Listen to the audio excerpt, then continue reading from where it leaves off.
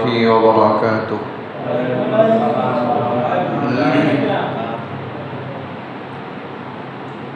الحمد لله رب العالمين،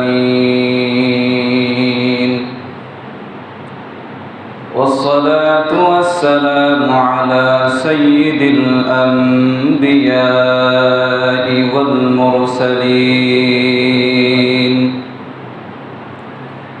وعلى آله وأصحابه أجمعين. أما بعد فأعوذ بالله من الشيطان الرجيم.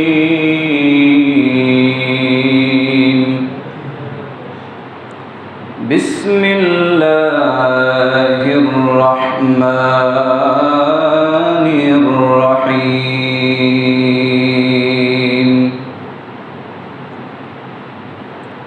ولا يغتب بعضكم بعضا أيحب أحدكم أن يأكل لحم أخيه ميتا فكرهتموه واتقوا الله إن الله تواب رحيم.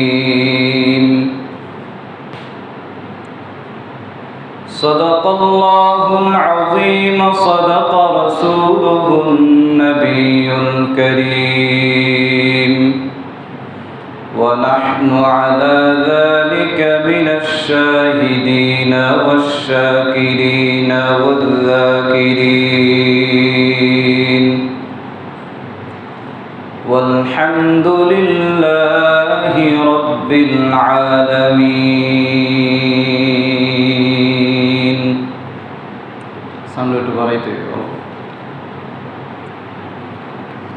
दुनिया में हो दुनिया का तलबगार नहीं हो, दुनिया में हो दुनिया का तलबगार नहीं हो, बाजार से गुजरे हो खरीदार नहीं हो, बाजार से गुजरे हो खरीदार नहीं हो। उल्फत में बराबर के वफा हो के जफा हो, उल्फत में बराबर के वफा हो के जफा हो, हर चीज में लज्जत है अगर दिल में मजा हो, हर चीज में लज्जत है अगर दिल में मजा हो। ला इलाहा इल्लल्लाह, ला इलाहा इल्लल्लाह, ला इलाहा इल्लल्लाह। जिक्र रही सबाई, ला इलाहा इल्लल्लाह, ला इलाहा इल्लल्लाह, ला इलाहा इल्लल्लाह, ला इलाहा इल्लल्लाह, ला इलाहा इल्लल्लाह, ला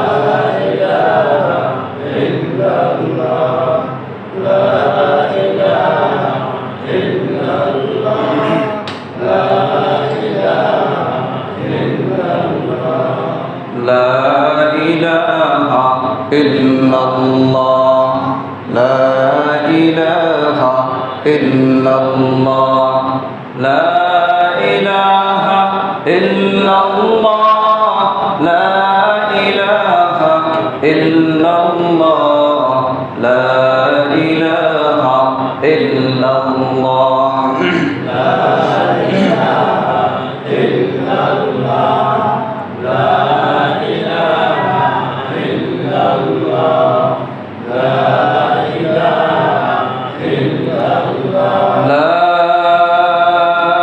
ইলাহা ইল্লাল্লাহ মুহাম্মাদুর রাসূলুল্লাহ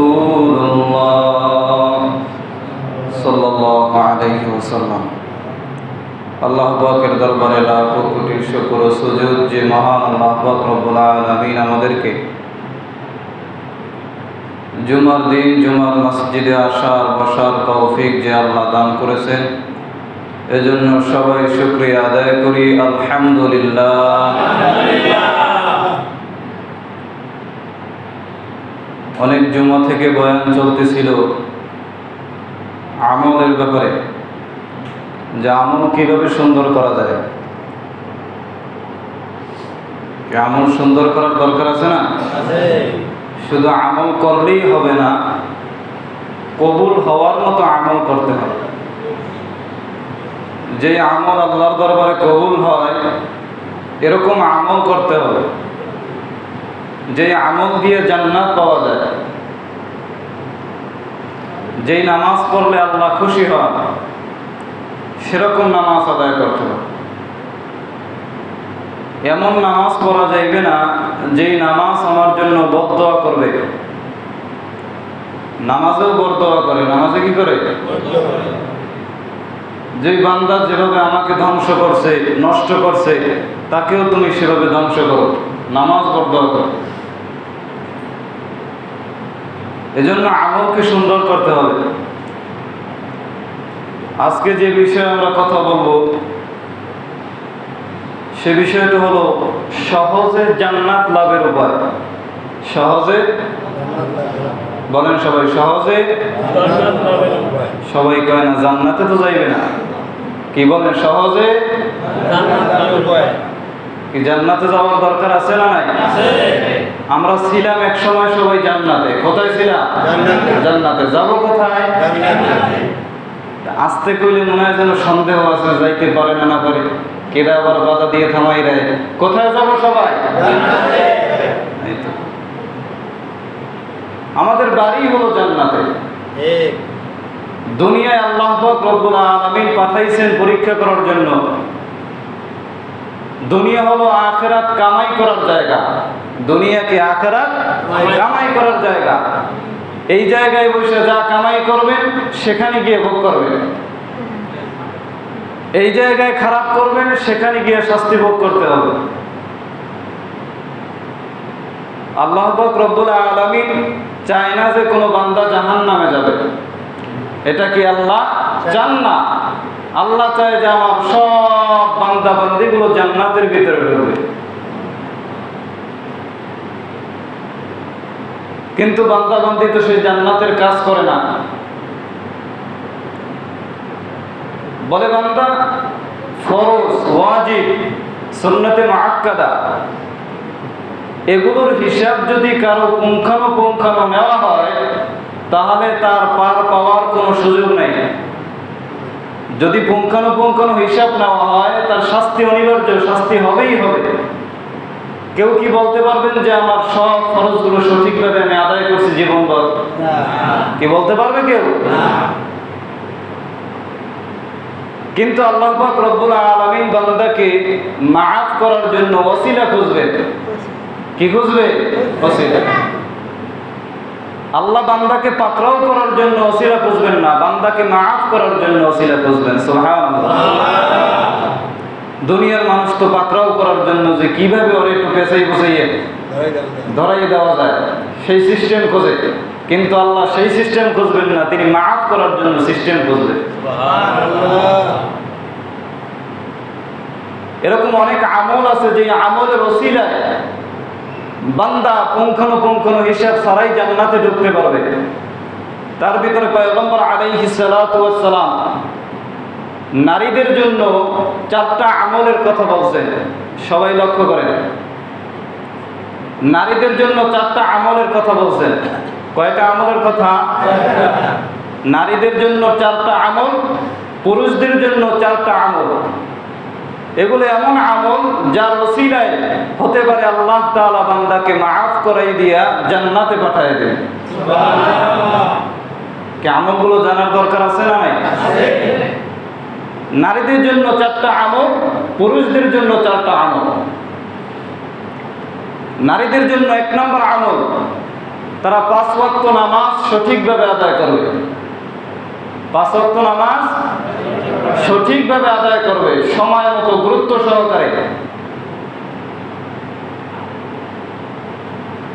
সময় মতো, গুরুত্ব সহকারে 5 ওয়াক্ত নামাজ আদায় করবে। সামনে আগাই বসে।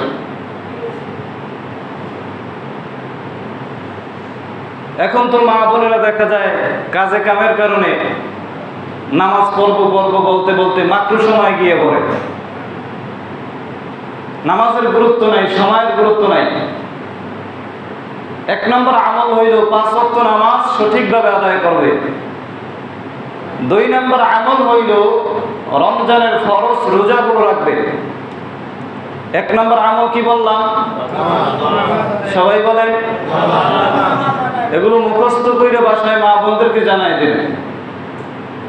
1 নম্বর আমল কি?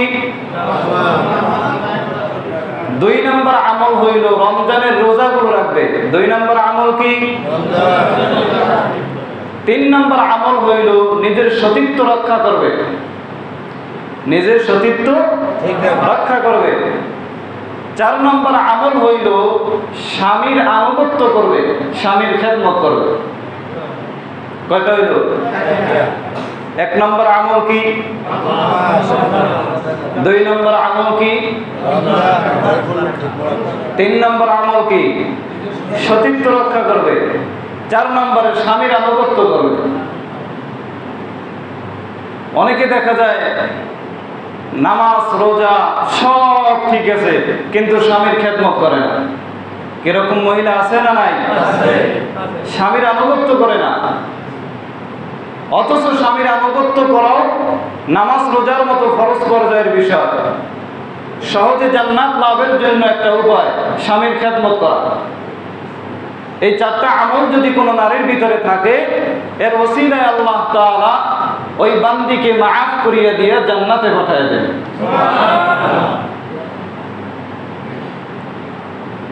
এবার আসেন পুরুষদের জন্য 4টা আমল। নারীরটা শুনলাম, পুরুষেরটা শোনার দরকার আছে না? পুরুষের জন্য 4টা আমল, যে আমল করলে বান্দা জান্নাতে সহজে যেতে পারবে। পয়গম্বর আলাইহিস সালাতু ওয়াস সালাম জানালেন, উম্মতের দল, তোমরা যদি তোমার জবান এবং লজ্জাস্থানকে হেফাজত করার দায়িত্ব নিতে পারো, তোমার জবান এবং লজ্জাস্থান হেফাজতের দায়িত্ব যদি নিয়ে নাও, আমি পয়গম্বর তোমাকে জান্নাতে পৌঁছানোর দায়িত্ব নিয়ে নিব। এখানে 2টা বিষয় বলা হয়েছে, জবানকে হেফাজত করা, লজ্জাস্থানকে হেফাজত করা। এই 2টা দায়িত্ব যদি নিতে পারো, আমি পয়গম্বর নিজে তোমাকে জান্নাতে পৌঁছানোর দায়িত্ব নিয়ে নিব। সুবহানাল্লাহ। আসি 1 নম্বরে, জবানকে হেফাজত করা। জবান হেফাজত কেমনে করবেন? গালি দিয়া, মিথ্যা কথা বইলা, গীবত কইরা। গীবত তো এখন কিছু মনেই হয় না। একজন রসিক বলছিলেন যে গীবত না জানি ঘি ভাত, ঘি ভাত খাইতে যেরকম মজা, গীবত করতেও সেরকম মজা লাগে। পয়গম্বরকে সাহাবায়ে কেরাম জিজ্ঞেস করলেন যে পয়গম্বর, গীবত কাকে বলে? পয়গম্বর বলেন যে তোমার এক ভাইয়ের দোষ তার অনুপস্থিতিতে অন্য ভাইয়ের কাছে বলার নামই গীবত। সাহাবী বলতেছে যে পয়গম্বর, সে যদি আসলেই দোষ করে, বলে আসলেই যদি দোষ করে তাহলেই গীবত হবে, যদি সে আসলেই দোষ না করে তাহলে হবে বুহতান, ডবল গুনাহ হবে। একজন একটা দোষ করছে, সেটাই যদি তার অগোচরে অন্যের কাছে বলি, সেটার নামই কি? বলেন সবাই, সেটার নাম কি? গীবত। গীবত তো এখন ঘরে ঘরে ঘরে ঘরে, মসজিদ 2-4 জন এক জায়গায় বসলেই গীবত শুরু হয়ে যায়। গীবত ছাড়া কোনো মজলিস খালি যায় না। এমনকি রাজনৈতিক পর্যায়ের যে বিষয়গুলো আছে, আমি এক দল করি, আপনি আর এক দল করেন, আমি এক দল করি, অন্য দলের বদনাম করার নামও গীবত। অন্য দলের বদনাম করার নাম কি? গীবত। অহরহ চলতেছে এগুলো। অথচ গীবত কত মারাত্মক গুনাহ। পয়গম্বর বলেন, আল গীবাতু আশাদ্দু মিনাজ জিনা, জিনার চাইতেও গীবত বড় মারাত্মক গুনাহ। কি কেউ যদি জিনা করে, আরে কি চুমা দেবেন না জুতার বাড়ি দেবেন? কি সে ভালো না খারাপ? কথা বলে ভালো না খারাপ? অথচ নবীজি বলছেন তার চাইতেও, জিনাকারীর চাইতেও গীবতকারী বড় মারাত্মক খারাপ। অথচ সেই গীবত আমাদের মুখে মুখে সেকেন্ডে সেকেন্ডে গীবত করতেছে। মজলিসে বসলেই গীবত শুরু হয়ে যায়। গীবত যেন এখন কিছু মনেই হয় না। বাজারে বসে বসে চা টানে, সিগারেট টানে, আর ইমাম সাহেবের বিরুদ্ধে কথা বলে। কি এমন লোক আছে না নাই? এমনিতেই হুজুরদের দোষ বেশি। হ্যাঁ, ওই শুনছিলাম কয় হুজুরে তাড়াতাড়ি হাইটে যায়, ওই দাওয়াত আছে জানি কোন জায়গায়, তাড়াতাড়ি যায় যে আদে অ্যাকসেপ্ট আছে, আন্দাজ মেরে দিচ্ছে। আবার একটু আস্তে আস্তে হাঁটে, কয় খাইছে জন্মের খাওয়া। কথা বলছে, হুজুরের তো দোষের অভাব নাই।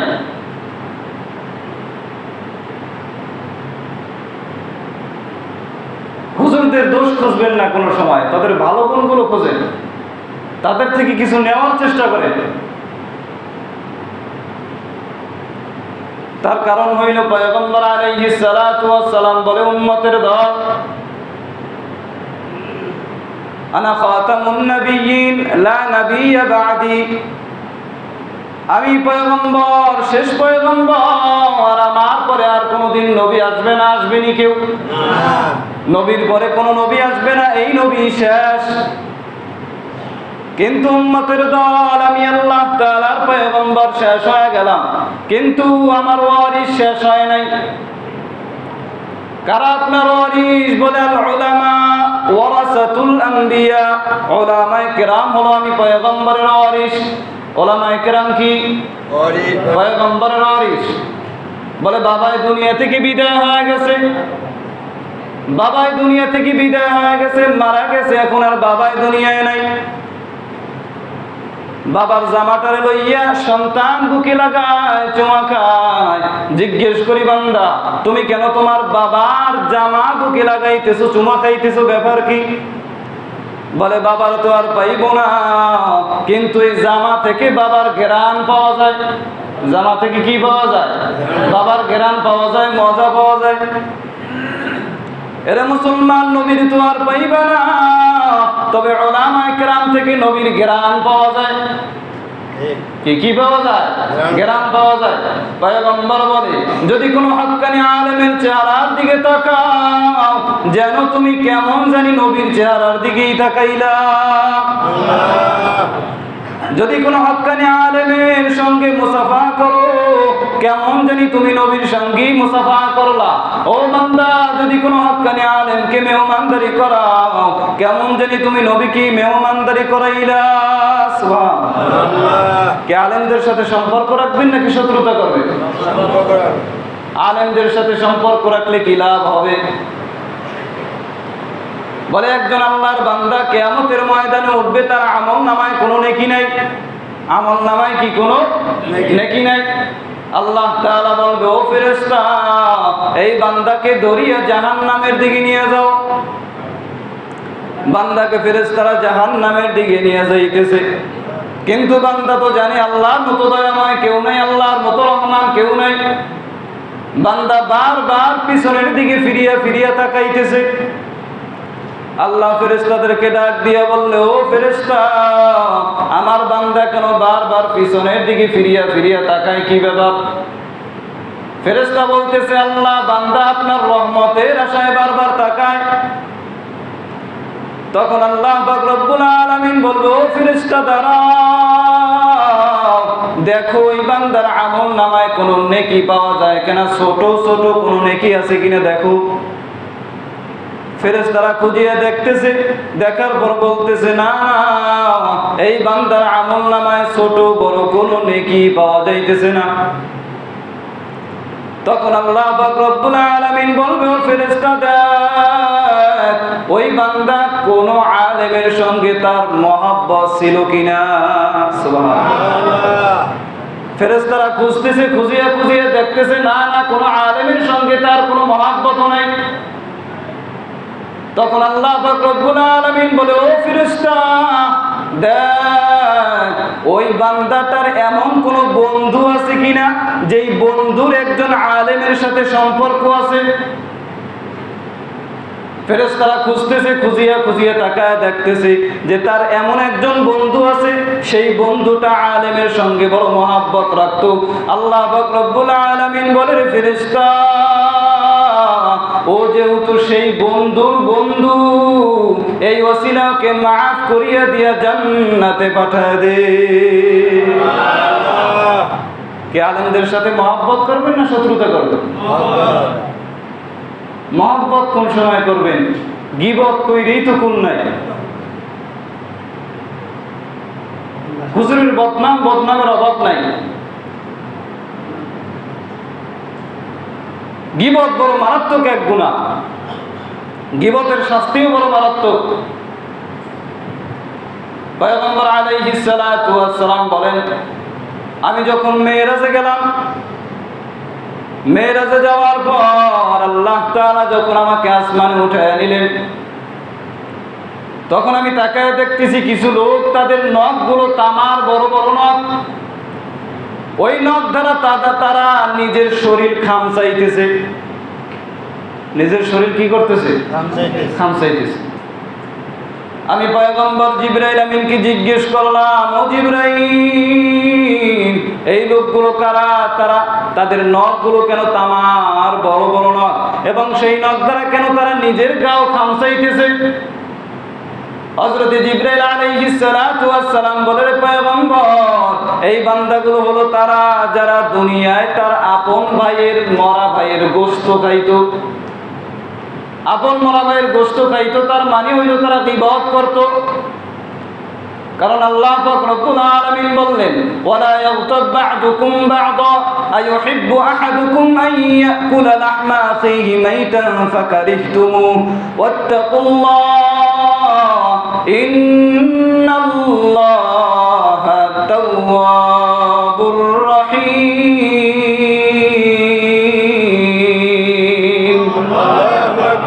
আল্লাহ পাক রব্বুল আলামিন বলে, বান্দা, তোমরা একে অপরের গীবত করিও না।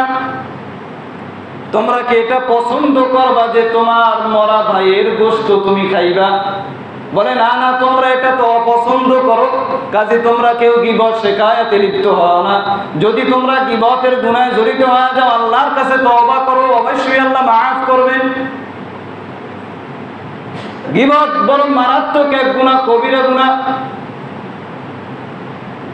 কি গীবত করা যাবে নি? হ্যাঁ, গীবত করবেন না। কয় একজনে মজলিসে বসলে, আসলে কইতে তো হয় না, কওয়া লাগে। কইতে তো হয় না, কওয়া লাগে, এই কই শুরু করে। কথা বলেন।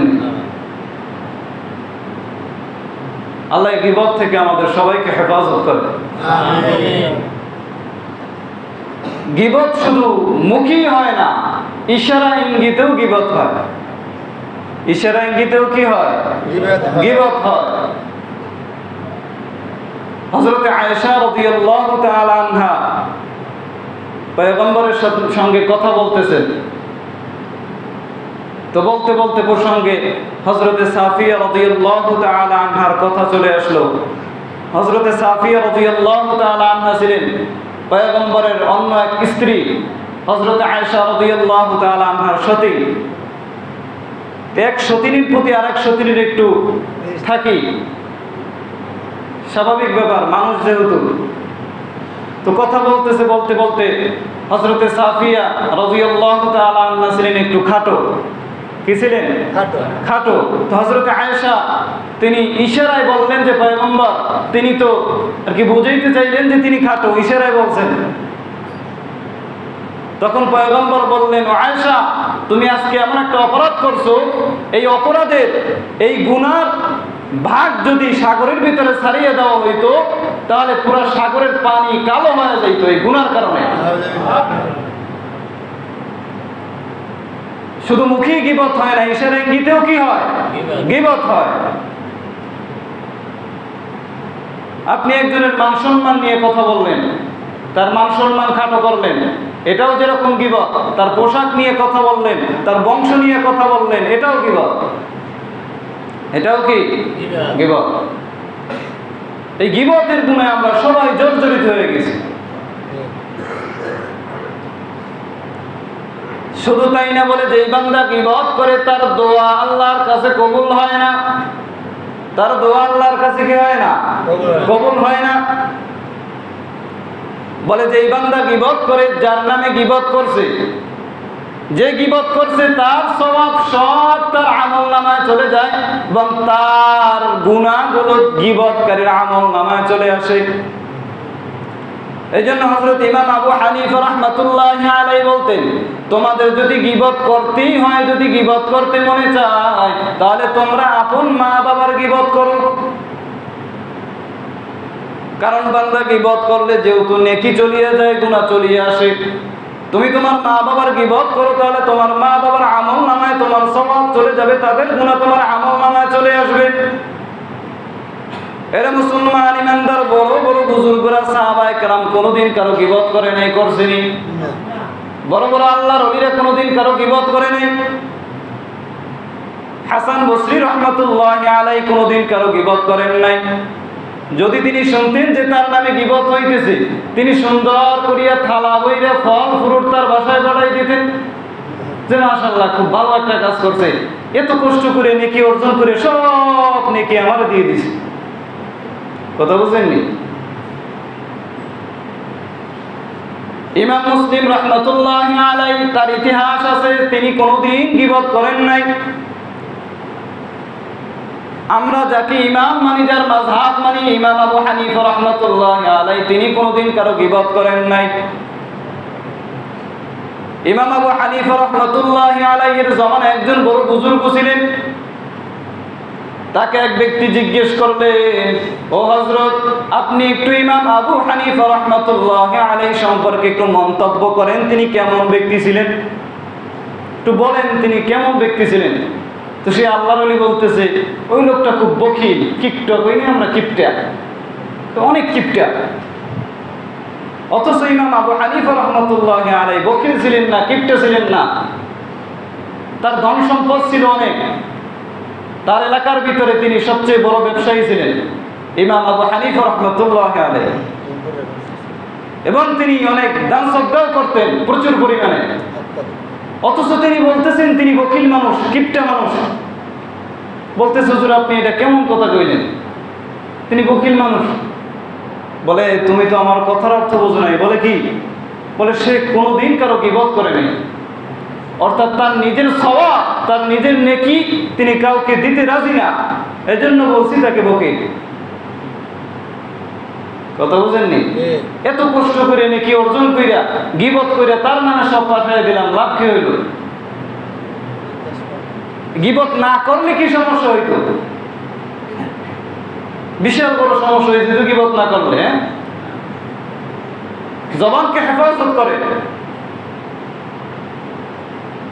গীবত করতে মনে চাইলে কথা বলার আগে চিন্তা করে যে আমি এটা যে বলতেছি এটা গীবত হবে কিনা।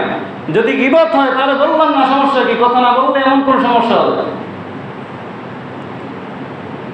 জবান বড় দামি জিনিস, জবানকে হেফাজত করতে শেখে। নারীদের জন্য 4টা গুণ, লক্ষ্য করেন সবাই। নারীদের জন্য কয়টা গুণ?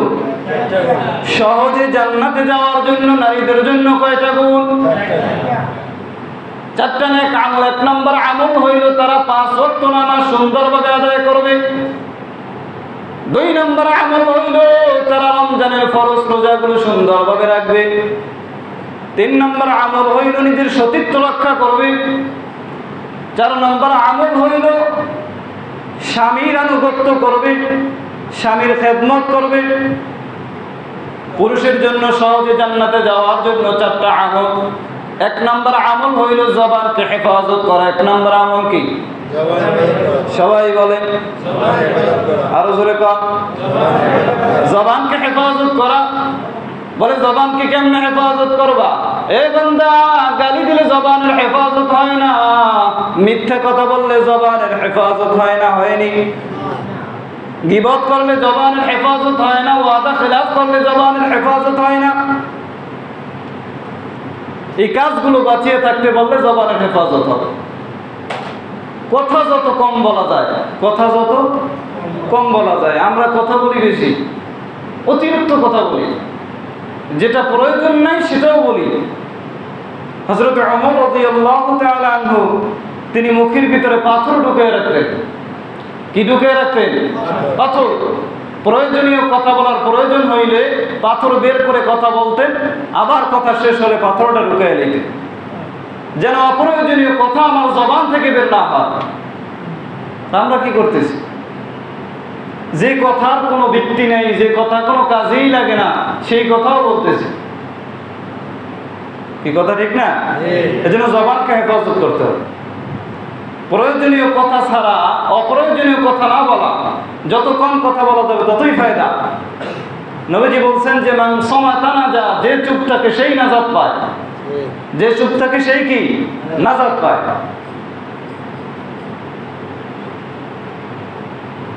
সহজে জান্নাতে যাওয়ার উপায় হলো 1 নম্বরে জবানের হেফাজত করতে হবে।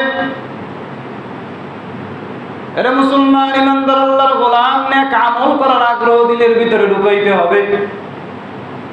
নেক আমল করার আগ্রহ না থাকলে জবানকে হেফাজত করা সম্ভব না।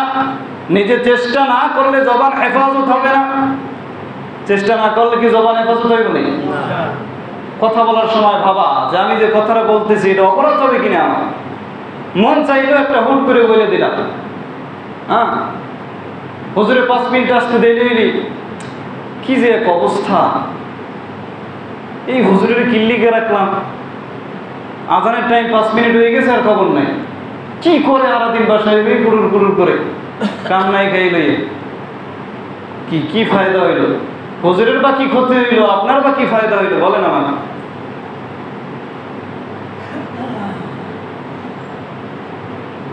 নেক আমল করার আগ্রহ থাকলে আল্লাহ তাআলা কবুল করবেন, আল্লাহ রাস্তা দেখায় দিবেন। বড় এক সাহাবী ছিলেন, যিনি মুসলমান হয়েছেন 70 বছর বয়সে। কত বছর বয়সে? 70 বছর যখন বয়স তখন মুসলমান হয়েছে। তার আগে তার ছেলে সন্তান মুসলমান হয়ে গেছে। ছেলে কতবার তাকে দাওয়াত দিছে, কিন্তু তিনি ইসলামের পথে আসে নাই, তিনি মূর্তি পূজা করতেন। এই যে বর্তমানে পূজা হইতেছিনি, কি মুসলমান যাইবেনি পূজা? কে কইছে? আপনি না কইতেছেন। কত মুসলমান করবে, হিন্দুর চাইতে মুসলমান বেশি। কথা কয় না, ঠিক কিনা? কোন হিন্দু কোনদিন ঈদগাহে আইসেনি? না, কথা বলেন, আইসেনি? কোন হিন্দু কোনদিন জুমার নামাজে আসলো না, কোন হিন্দু কোনদিন 5 ওয়াক্ত নামাজে জামাতে হাজির হইল না, কোন হিন্দু কোনদিন মুসলমানের ঈদগাহে আসে ঈদের নামাজ আদায় করলো না। কিন্তু মুসলমান এত নেমক হারাম, এত নির্লজ্জ যে মুসলমান হওয়া সত্ত্বেও হিন্দুদের পূজায় যায়। কি এমন মুসলমান আছে না নাই?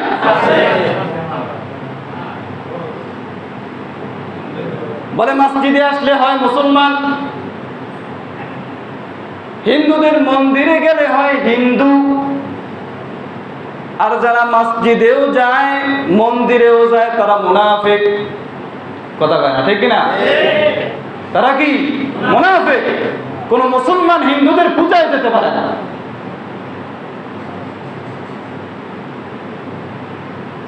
তো তিনি মূর্তি পূজা করতেন। তার সন্তান দাওয়াত দেওয়ার পরেও তিনি ইসলাম কবুল করে নাই। তার অনেক মূর্তি ছিল। তো সন্তান একদিন মূর্তিগুলোর সব ধইরা জঙ্গলের ভিতরে ফেলাই দিয়েছে। সকালবেলা খুঁজতেছে, হায় হায় হায় হায়, আমার খোদার কি হইল, খোদায় কই গেল। খুঁজতে খুঁজতে এই দেশে ময়লার ভিতরে ভরে দিয়েছে। এত বড় খারাপ কাজ কে করলো? ওটাই পুষে টুষে আবার জায়গায় থয়ে দিয়েছে। এরকম কয়েকদিন হওয়ার পরে সন্তান আনে, আবার তিনি ফালায় দেয়, বাবা আনে, আবার সন্তানে ফালায় দেয়। কয়েকদিন হওয়ার পরে তিনি কি করছে, একটা কুড়োর রাইখে দিয়েছে মূর্তি, বড় মূর্তিটার মাথার উপরে কান্দের সাথে ঝুলিয়ে রেখে দিয়েছে। যে তিনি নিজেকে হেফাজত করবেন।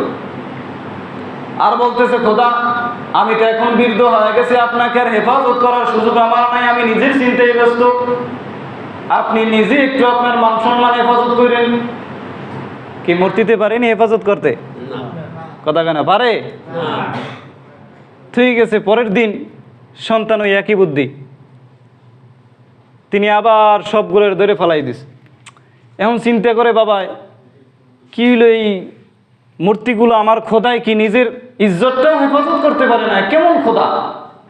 নিজের ভিতরে চিন্তা ঢুকে গেছে, নিজের ভিতরে কি ঢুকে গেছে? চিন্তা ঢুকে গেছে। এবার চিন্তা করে, তাহলে আমার সন্তান যে আমাকে দাওয়াত দিত, ইসলামের দাওয়াত, এটাই মনে হয় সত্য ধর্ম। চলে গেছে পয়গম্বরের কাছে, গিয়ে বলতেছে, পয়গম্বর আমাকে কালেমা পড়ে মুসলমান বানায় দেয়। আল্লাহর বান্দা মুসলমান হয়ে গেছে। যুদ্ধের ডাক চলে আসলে যুদ্ধের জন্য সব সাহাবায়ে কেরাম রওনা হয়ে গেছে যুদ্ধের। কিন্তু ওই যে আল্লাহর বান্দা 70 বছরের বুড়া, তার এক পাও ছিল নষ্ট, খোরা ছিলেন। তারপরেও তিনি বললেন যে আমিও যুদ্ধে যাব। সন্তানদেরকে বললেন যে আমাকে যুদ্ধের ময়দানে নিয়ে যাও। সন্তানরা পয়গম্বরের কাছে জানাইলেন যে পয়গম্বর, আমার বাবা তো মাযুর মানুষ, তিনিও যুদ্ধে যেতে চায়। পয়গম্বর বললেন, না না, আপনার যুদ্ধে যাওয়ার দরকার নেই, আপনি তো মাযুর মানুষ, আপনার জন্য জিহাদ ফরজ নয়। তিনি বলতেছে, ও পয়গম্বর, না না, আমার বড় ইচ্ছা হয় আমি এই খোরা পাই শহীদ হব এবং এই খোরা পাও দিয়ে আমি জান্নাতে হাঁটবো। তার কত ইচ্ছা। আল্লাহর বান্দা যুদ্ধের ময়দানে চলে গেলেন। যুদ্ধে যাওয়ার পরে আল্লাহর বান্দা শহীদ হয়ে গেলেন। শহীদ হওয়ার পর পয়গম্বর আলাইহিস সালাতু ওয়াস সালাম তার দেহের দিকে তাকায় তাকায় সাহাবীদেরকে বলতেছেন, ও সাহাবা, আমি পয়গম্বর এই বান্দাকে জান্নাতের ভিতরে হাঁটতে দেখতেছি, জান্নাতে হাঁটতে দেখতেছি, খোরা পায় নয়, একদম ভালো পায় আমি তাকে জান্নাতে হাঁটতে দেখতেছি। ন্যায় থাকতে হবে, হিম্মত থাকতে হবে, আমল করার জজবা থাকতে হবে, তাহলে না আমল করা সম্ভব। বলি এত আমল কিভাবে করে, পর্দা কিভাবে করে, নামাজ কিভাবে পড়ে, রোজা কিভাবে রাখে? কে আপনি রাখতে পারেন না, অন্য মানুষ কি রাখে না? কি কথা বলেন, রাখে কি রাখে না? আপনি স্কুলে পড়েন, সেই বান্দা স্কুলে পড়ে, সে নামাজ পড়ে, আপনি পড়েন না কেন? আপনিও গাড়ি চালান, সেও গাড়ি চালায়, সে নামাজ পড়তে পারে, আপনি পারেন না কেন? আপনিও দোকানদারি করেন, সেও দোকানদারি করে, সে যদি দোকানদারি করিয়াও নামাজ পড়তে পারে, আপনি পারেন না কেন? তার কারণ হইল আপনার কপালে হেদায়েত নাই, আল্লাহ তাআলা আপনারে কবুল করে নাই, বিদায় পারেন নাই। এরা মুসলমান ইমানদার কপাল পুড়িয়ে গেছে, তওবা না করলে এই পোড়া কপালে আর জোড়া লাগবে না। এজন্য আল্লাহর কাছে তওবা করি, আল্লাহ জীবনে অনেক অন্যায় করিয়া ফেলাইছি, অনেক গুনাহ করিয়া ফেলাইছি, যে গুনার কোনো সীমানাও নাই। আমার কত বন্ধু বান্ধব দুনিয়া থেকে বিদায় হয়ে গেল, আমার কত আত্মীয় স্বজন দুনিয়া থেকে বিদায় হয়ে গেল, কখন জানি আমার মরণের ডাক। এজন্য এই জুমার মসজিদে বসে আমিও তওবা করব, আপনারাও তওবা করবেন। আল্লাহ আর জীবনেও গুনাহ করব না, নেকির কাজ ছাড়বো না, মা বাবার খেদমত করব, 5 ওয়াক্ত নামাজ জামাতের সহিত আদায় করব, আলেম ওলামার সঙ্গে মহব্বত পয়দা করব, বেয়াদবি করব না, মুরব্বীদের দোয়া নিয়ে চলবো। তওবা করার যদি নিয়ত হয়, খাটি দিলে তওবার নিয়তে দুটো হাত আমার আল্লাহকে দেখায় দেন। আয় আল্লাহ, আমাদের সকলের হাত আপনি কবুল করে নেন, আমাদের তওবা কবুল করে নেন, তওবার উপরে মজবুত হয়ে চলার তৌফিক দান করেন। আমিন। ওয়া আখির দাওয়ানা আলহামদুলিল্লাহি রাব্বিল আলামিন। আসসালামু আলাইকুম ওয়া রাহমাতুল্লাহি ওয়া বারাকাতুহু।